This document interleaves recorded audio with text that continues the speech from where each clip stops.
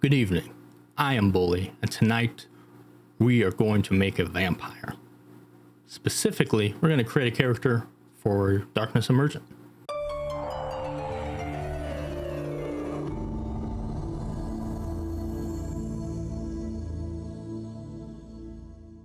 We're going to start with the most useful, important. If you're like, hey, how do I actually make a character? Or who do I talk to? Or how do I get it approved?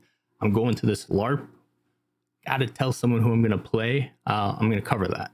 That's easy. They got you covered for that. Then I'm going to get into a little bit of my personal advice on what to think about when making a character, because the process, I think, should definitely be different for your tabletop versus a LARP. And I am a primarily tabletop person, and there's some interesting things I learned about LARPing. So I'm going to share that. The first thing is you got to go to the LARP. To go to the LARP, you need a ticket for the LARP. Get your ticket. Do that at Darkness Emergent. If you already bought your ticket, go over to player resources. Go to character creation. Shockingly, it's going to show you how to make your character. And you actually don't need me anymore. You can immediately exit this video. But please don't. You got your frequently asked questions. Useful. Good. We love it. I'm not going to go over all of these because you can see them for yourself. I'm going to get into the other part. Character creation submission. Tells you what you need here. Send a character sheet to the concierge team. These are the people that are going to approve your characters or help you build characters. And they're great. They're awesome. They're hardworking. Make this easy on them if you can.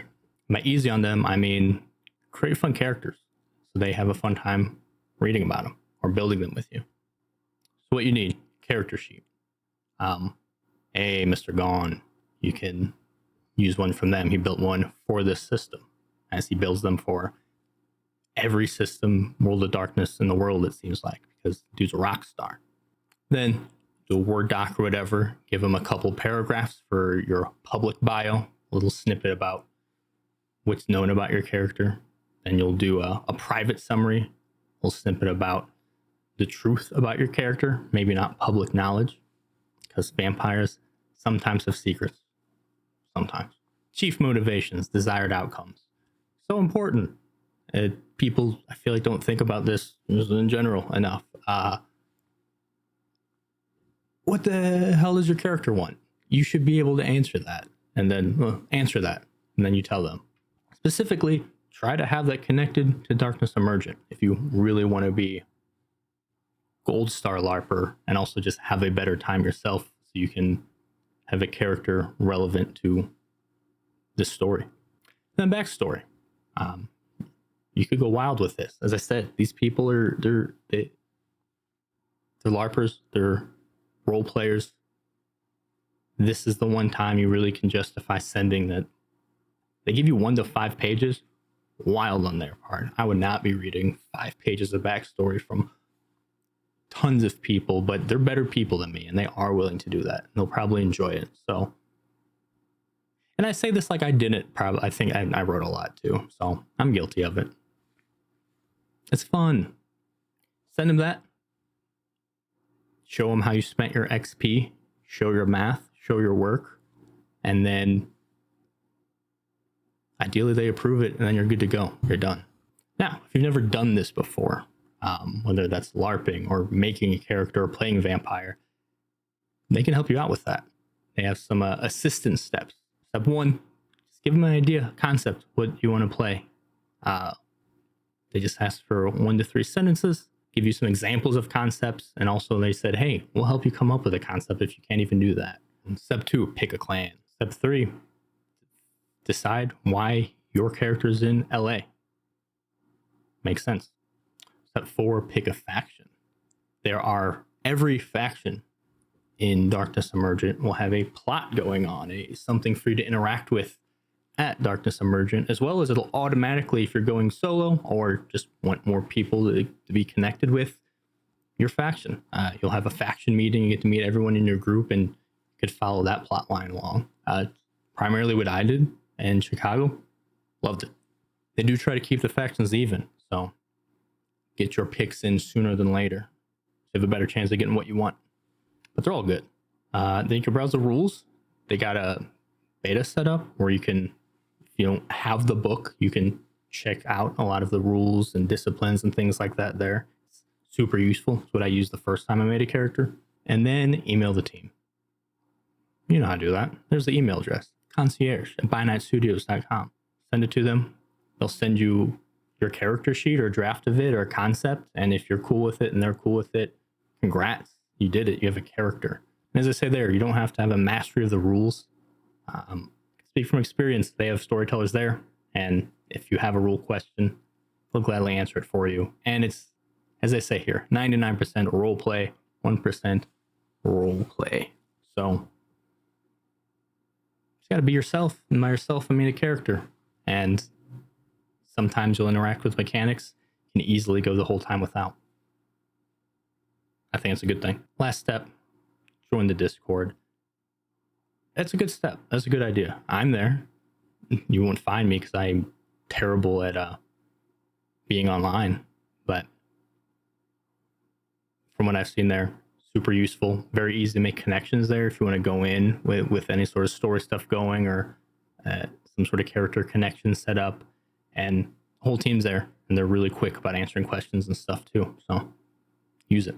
Now, on to the part that will make this video my signature unnecessarily long video. Now, I'm going to talk about what to think about when you're making a LARP character specifically. This is especially for people who have only done tabletop character creation and have not done a LARP. There's some things, some key differences that I can tell some people didn't think about this while making their characters, but you don't want to learn by, oh, I went and I did it. I'm like, oh, I should have. Yeah, if I would have done this, it would have been better. Go in, set out for success the first time. Listen to my advice as an experienced two-time LARPer. First thing I think you should remember is that you are going to primarily be in scenes with other player characters. There are NPCs. There's certain people that are there like playing predetermined roles for the plot. But there's way more just player characters. That's mostly who you're going to be interacting with. Why does that matter?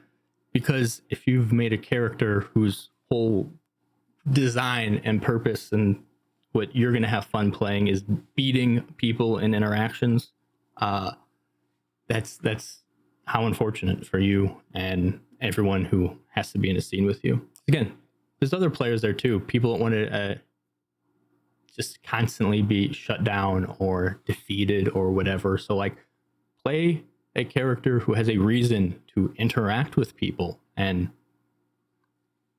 negotiate with people, get to know people, whatever it is.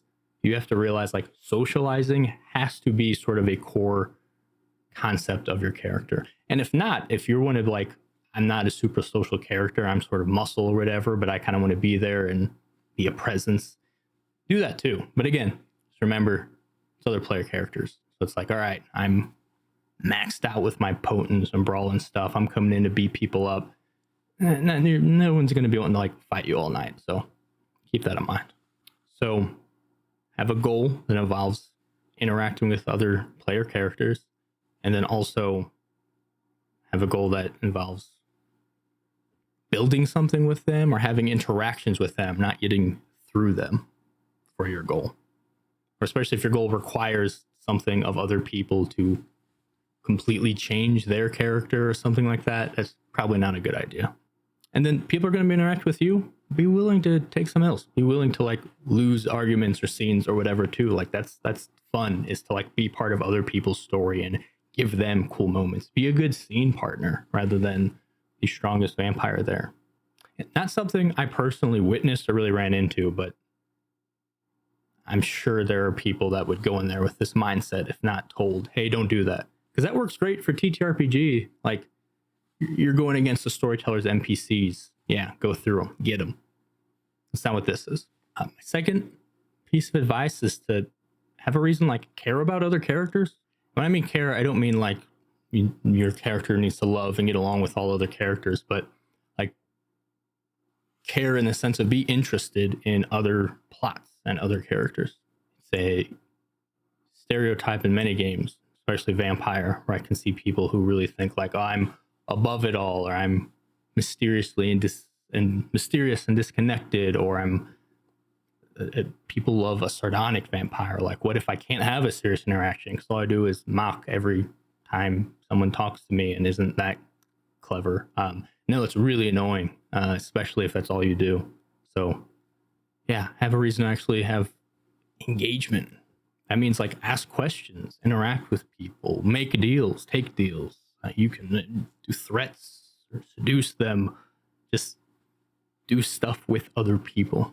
Have the character depth to be able to do more than just one type of interaction too. This also means you're going to have a better time if you're like getting involved in other people's stuff and not just waiting for someone to ask me about my backstory type of thing. There's a lot of plots, and this team's, they thought of everything. They even have stuff for like, there's like a QR code following like sort of mystery type thing. If you want to be more investigative and not social, you could go to a LARP and not be social and still have a good time. That's really cool that they even thought of that for people who still want to be part of it, or sort of be in the room where it happens. And you'll see a lot of other really cool scenes happening, especially with the special guests. So if you're like, hey, I'm not super social, so you're scaring me by you're telling me to make a social character, you can still get away with that, but just know that's what you're doing. Don't go in there being like, I hope everyone socializes with me. If you want those type of interactions, you also need to be the one socializing with others. Like I said, if that's not your style, and you're aware of that, and you know that about yourself, then you're set. You don't have to worry about that. I'm just saying plots and things won't necessarily fall into your lap. You just gotta pursue them, whatever interests you. Because like with tabletop, storyteller has just a handful of players, and they sort of make sure people get their spotlights and their time to role play and engage with the plot, and things are balanced. There's just not enough storytellers to like check in with every single person there to make sure they got enough plot time.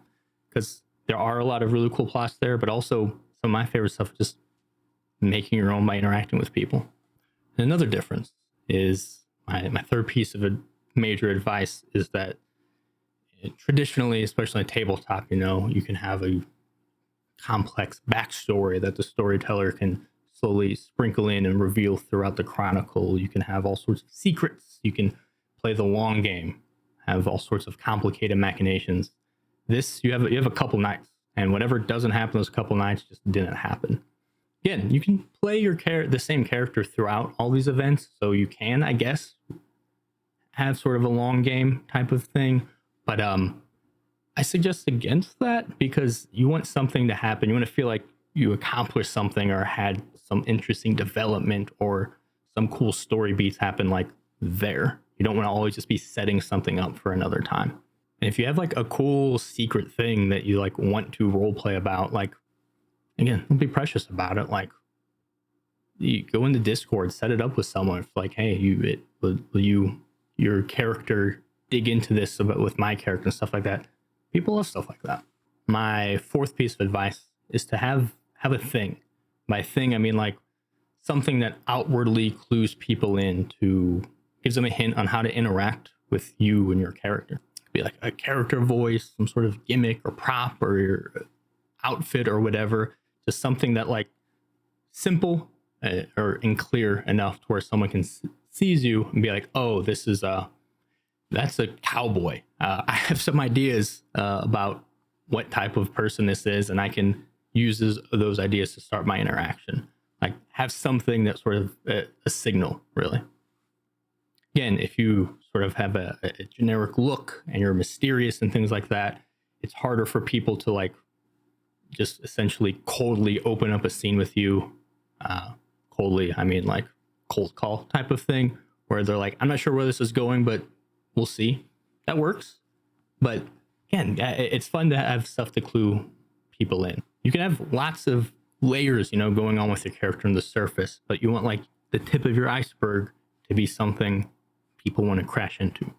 because just because you wrote your bio and stuff like that, other people don't have access and they don't know. Again, you can set this up in the Discord. It's a good idea, but in person, you're not really going to know who's who or what their character's about. Or so give people a hint, and there's a lot of ways to do that by just how you present your character. And my last piece of advice is to do it together with anyone. You could go in alone, but if you're doing that, like I keep saying, the Discord, hop in the Discord, talk to people there. Even the first couple of days of the convention, like talk to people in the audience, the panels, in the halls and stuff like that. You could get a lot of things going pre the main LARP itself, and they're not walking in necessarily overwhelmed. Again, they give you a lot of strings to pull, and you can do that as well if you're confident enough to. They have a lot of tools out there, and the community's very welcoming and open, and you can get set up with a lot of things before even stepping foot into the actual LARP itself. Also bring a friend. In fact, if you have a friend that's never LARPed, or if neither of you have done it, it's even better. This is a bonding opportunity. Make your friends do potentially weird things with you. That's my life advice. You didn't think that'd be in here, did you? But it is. That's general advice. Next, go step by step through making a character and what you should think about while making your character. Step 1 is play style. Think about what sort of interactions do you want to have, or are you interested in having at the LARP? Think about something that you want to use to engage with others, or something that will be easy for others to engage with you about. For my character, I am playing Toledo, which is a continuation on my previous Darkness Emergent character, even though I'm changing the name. It's also a version of a character I've played on an actual play, and I had a lot of fun with him. This isn't that character, it's different, but it's got some of the same bones, and the fact that he's got cowboy bones. And the type of play style I'm interested in is I want someone that can easily sort of interact with anyone, where I don't really want the most specific agenda in mind, but something where I'm like, I can either have something to offer anyone, which I'm using blood. He's in the circulatory system. He's a sommelier. So all vampires, everyone needs to eat. So I've got something really simple that, like, hey, I'm a sommelier. I make these special custom blood dowels for people. That's something I can offer someone if I want to sort of start an interaction that way. But also, I want someone who's curious about other people. I love just digging into everyone else's characters and stories and stuff like that. I probably have more fun like completing an agenda for myself. I probably have more fun rather than doing that, letting other people like do their thing. And you can tell if someone's like, oh, like now I get to do, like, I have this backstory or that. And because I got so much vampire lore up here, like no matter what anyone says, I probably know out of character what that means or what that's connected to and stuff, which I can use to interact with in a way that's cool and interesting to them. So to justify that, I want a character that is curious, and I'm playing someone who's old but new to kindred society. Been a vampire for a long time, but by choice has mostly just really immersed himself in mortal society, and he loves people. He's great with people. Kindred, he's iffy on. But you know what? He's given it a shot now. So that'll give me a lot of opportunities to ask people about their characters and come from a place of like kind of fun ignorance and let them explain stuff. And I get to ask more questions about those things or sort of push back on some concepts if they're things that my character doesn't, has a problem with and stuff like that. Or they tell me about their character and something my character's never heard of. It's like, that's cool. Tell me more about that. Or I want to be involved in that. I just want something who's really someone who gives people a lot to work with. So I essentially I want a really good support character or a good catalyst for other people to get to show off their their plots. I'm just, I guess, just very kind and giving, and sorry, I'm there to make sure everyone has a really good time. So those are the interactions I want to have. And also, I love taking L's in life and in game. So more so in game, I would love to give people an opportunity to like get one over on me. I want to play someone who's sort of a little obnoxious, that some people are going to want to either take down a peg or take advantage of that character's ignorance, and that's fun. And the next step, so I'm going to think about my character concept that fits the play style I want, which I've already sort of talked about as I did. But yeah, their personality, their motivations specifically. So character concept is, I say cowboy priest, and the priest is a more important part. I want someone who my concept is essentially a kind of like a, not quite a sleazy like used car salesman. My concept is sort of a Baby Billy meets. It might just be Baby Billy. What a good character. If you don't know who that is, watch Righteous Gemstones. But no, I want someone who's a bit of a character, even among characters, out there, or social, strong personality.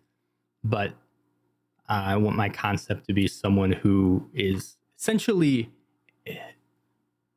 diving in, not an investigator, but someone who's on a journey to learn about his people, kindred. That's my concept, is really, he knows how to handle mortals. He loves mortals. He sells blood because he's so good at evoking certain reactions out of mortals, flavoring that blood. He's a sommelier who, cult leader, essentially. That's where the preacher, the cowboy preacher, the flamboyant, boisterous thing comes in. Is he's someone who's draws people in, gets them to feel strongly about a certain thing, and then sells those people so others can drink from them. So that's my thing to offer, but also someone who knows mortals really well, but and knows different types of spirituality and religion and stuff like that. But what he knows about kindred, he's kind of disappointed in them. I think he's going to have a concept of sort of begrudgingly now in kindred society. And that's just because like the circulatory system makes him so he can sell blood and continue getting the benefits of being with them. Anarch fits with that well, so he's not caught up in too many rules and structure with the ivory tower and the Camarilla. And yeah, his motivation are like, all right, time to learn about these kindred. Maybe I didn't give him a fair shot. I thought they're all sort of boring and too like caught up in their machinations and not really living life or doing anything interesting with their immortality. So I sort of gave up on them to like hang out with humans who thought it was really cool, the things I can do. He breaks some masquerade sometimes. It happens. That's how you get followers too. But now he's going back in to be like, all right, sell me on this whole kindred thing. And that's his motivation. So an event like a Darkness Emergent event, or like these big summits, or where all these different factions and vampires come in one big event, what a good opportunity to learn about how kindred society operates and how individual kindreds are living their own life. So yeah, I'm going in to learn and hope there's some cool vampires, because I know I'm cool. Hopefully they are too. Step 3, going to my disciplines, my clan, my faction. Toledo is going to be a caitiff. I talked about this before with what we did in Chicago. It was really fun playing a caitiff and kind of throwing it in some people's faces. And I especially like the idea of someone who's not been in like proper kindred society for a long time and doesn't understand the big deal about like bloodlines and like clan stereotypes and stuff like that. Like it's all kind of absurd it's vampire, so a lot of the stuff has to be sort of absurd and hypocritical. But I want to be able to sort of call that out a little bit. If he's like a proud caitiff, he's like, oh no, I don't have like all the baggage you guys have. Like I don't know. It's weird to me. Explain to me why it's a big deal that you're a Ventrue or a Toreador, or why it's bad that I'm this or that. Like, can it set up some interesting interactions? I'm switching up the faction. I like the Will to Lily, and that still sort of makes sense for this character, for Toledo. But the Epicureans makes even more sense. I imagine him a bit of a hedonist. Again, his main problem with a lot of kindred is like they're boring. So Epicureans, this faction, a little snippet about them: they defy monotony, indulging in passion, beauty, and rare delights to make immortality unforgettable. They are the providers of those who partake. What a line. Sold. That's it. That's Toledo. Toledo fits very cleanly into, I think, that faction and that outlook and that purpose. I imagine I will probably be fully diving into whatever the faction plot is at this event. It's also, he's a salesman. He's selling a good time. He's selling blood and a good time. And step 4, which I guess also could kind of be step 1, is looks. I say cowboy preacher. I'm serving cowboy preacher. Not now. I don't have the collar and stuff in because I was lazy, but I'm not gonna be lazy there. And it's a fun look. I have Western wear and I keep purchasing more, and sort of like, I'm not sure which came first, but this helps justify getting more and helps give me something to use what I have. And it's, again, if I want to be sort of a memorable, out there, bombastic character, I need an outfit that stands out a little bit. And I know there's going to be other cowboys there because I'm friends with them and we're in a coterie together, showing up there together. So I won't be the only one. And a lot of people have awesome looks. Anything you could do to like help differentiate, or like being like, oh, like that's how I remember a lot of people. I'm not going to remember name, definitely not going to remember names, but stuff. I'm like, oh, so and so who was wearing this, or the person who's like, this was their backstory thing. So think of a look that's fun, because you don't want to go to a LARP and not dress up. At least me personally. You absolutely can. You're not going to be ostracized or look like no one's going to frown on you. There's absolutely casual kindred, but I just can't relate. So this is a little step that's with an asterisk because it's for me and people like me. And then once you've thought about all this, put it on the character sheet. This is the stuff that, if you're familiar with the tabletop, works in a similar way. Website here, they've got step-by-step on how to assign your dots, make your character, and I'm not going to go through all of that, but I'm going to show you the results of it. The biggest difference, if you're familiar with the tabletop, is how backgrounds work. And also something you have to probably worry about the least for a Darkness Emergent event. A lot of the backgrounds have to do with connected to downtime activities for like ongoing chronicles, the things that happen between your sessions. That's not going to be applicable for a Darkness Emergent event, so you don't have to stress about those too much. In fact, I would keep that in mind and pick ones that are more applicable, like lore sheets and stuff like that can give you connections and things right away. And then once your sheet's done, the next step is look at the plot. Go to the site here. Look at right now. They have a handful of plots out already. More, I believe, will probably be released depending on when you're watching this video. And look at these and pick ones that like, oh, like just, again, you don't have to like make it official. Just think about for yourself, this sounds cool and this is something my character would be interested in. So you can go into this LARP knowing, sort of having a direction of where to go and what threads to start pulling. The faction plots you won't know beforehand, but if you know your faction, they'll be written to really incorporate something relevant to your group. So that's always a good one to rely on as well. If you're like, these plots don't necessarily apply to me. And also the plots are the big stuff with the special guests. So those are harder to like really get intimately involved with unless you're very outgoing or happen to like things work out that way. Because again, there's lots of other people also involved in those plots. My personal advice is lean into your faction, and if you find one of these factions that really work with your character, keep that in mind and build that into your backstory too. You can really be a big faction guy, which I'm doing with Toledo. Is I think he's all in with Epicureans, and while he's an anarchist, he doesn't really care about politics all that much, as long as he has the freedom to do what he wants and have a good time, which is that's the faction. That's Epicureans, baby. Then that's it. You have a character. If you've thought about these things while making your character, you're gonna have a good time, and you're gonna have a great character, and you'll be able to just play the character and enjoy the role play more so than worrying about the specifics of your background or this or that once you're actually in it. When you're in it, you want to have a good sense of who you are, because also you're playing. It's not like you can, I mean, you can be like, oh, give me a moment to think about how to respond. People are cool with that, but the idea is to have some level of immersion. So if you truly know your character, it'll make role playing a lot smoother and easier and more enjoyable for everyone who's involved in the scene with you. So know your character. That doesn't mean no lore and this or that. Just means like know your character's personality, motivations. Tweak it as you go. Like every other character, once you actually start playing them, they always end up a little different than when you imagine. That's perfectly fine.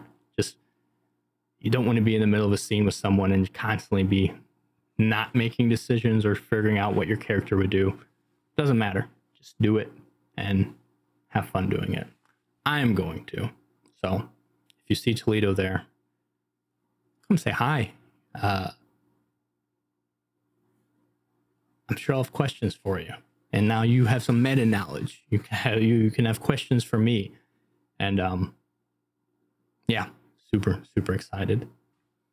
Also, remember that there's a lot of people here and your lore might not necessarily mesh with everyone else's, where if you're like, I'm playing the Prince of Albuquerque, and someone else who you have no idea who they are is like, oh, my character is also the Prince of Albuquerque. Obviously it's like, oh, it's weird. But luckily titles and stuff, they're not really recognized or like official or whatever in this. The ones with the plot are, but if you come in and you decide your character is this important titled person, that's for you to role play with and for other characters to either respect and treat appropriately. If you wind up with the same like title in your backstory as someone else, same place, one, that'd be a wild coincidence, but two, actually that would just be funny. I don't know what you do in that situation. One, you just got to give, or you come up with something that's a spot. Maybe that's a cool plot you two then come up with. But yeah, a lot of people bring in backstories, but just remember these events are more for what happens at the events. So don't get too caught up in all of that. Okay, that's it for me. You'll be seeing more of Toledo if you keep following this, and if my friends do what I ask them to do and force me to make content while I'm there, I might be seeing a whole lot of them. More likely, I'll be super stoked and edit one cool video, and then you'll never hear from me again about it until the next one. I hope that doesn't happen. I'm also new to this, so if you are experienced and you have ideas or I missed something, which is very likely, let me know. If you've got advice of like, hey, new LARPers should also think about this, let me know, because I am a new LARPer and I would like to think about it too. Otherwise, that's it for me. I will see you hopefully at a Darkness Emergent event. Bye.